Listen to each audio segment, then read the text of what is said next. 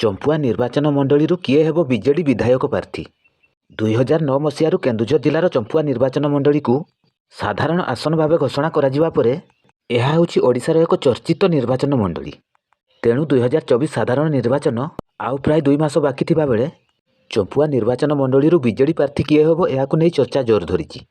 ତେବେ ପୂର୍ବତନ ଚମ୍ପୁଆ ବିଧାୟକ ସନାତନ ମହାକୁଡ଼ ପୁଣି ଥରେ ଚମ୍ପୁଆ ନିର୍ବାଚନ ମଣ୍ଡଳୀରୁ ବିଧାୟକ ପ୍ରାର୍ଥୀ ଭାବେ ନିର୍ବାଚନ ଲଢ଼ିବେ ବୋଲି ଆଲୋଚନା ହେଉଛି। ତେବେ ସେ ବିଜେଡି ଟିକେଟ୍ ପାଇଁ ଲବି କରିବେ ନା ସ୍ୱାଧୀନ ପ୍ରାର୍ଥୀ ଭାବେ ପ୍ରତିଦ୍ୱନ୍ଦ୍ୱିତା କରିବେ ତାହା ସ୍ପଷ୍ଟ ହୋଇନାହିଁ। ସେହିପରି ଚମ୍ପୁଆ ବିଧାୟିକା ମୀନାକ୍ଷୀ ମହାନ୍ତ ଦ୍ୱିତୀୟ ଥର ପାଇଁ ବିଜେଡି ଟିକେଟ୍ ହାସଲ ନିମନ୍ତେ ନିଜ ସଂଗଠନକୁ ଅଧିକ ସୁଦୃଢ଼ କରୁଥିବା ପରିଲକ୍ଷିତ ହେଉଛି। ମାତ୍ର ବଡ଼ବିଲ ପୌରାଧକ୍ଷ ଲକ୍ଷ୍ମଣ ମହାନ୍ତଙ୍କର ମଧ୍ୟ ଏକ ଶୃଙ୍ଖଳିତ ସଂଗଠନ ରହିଥିବା ବେଳେ ସେ ହେଉଛନ୍ତି ବଡ଼ବିଲ ଅଞ୍ଚଳର ଜଣେ ଲୋକପ୍ରିୟ ନେତା। ତେଣୁ ଚମ୍ପୁଆ ନିର୍ବାଚନ ମଣ୍ଡଳୀରୁ ବିଜେଡି ଟିକେଟ୍ ପାଇଁ ସେ ମୁଖ୍ୟ ଦାବିଦାର ବୋଲି ତାଙ୍କ ସମର୍ଥକମାନେ ମତ ଦେଉଛନ୍ତି।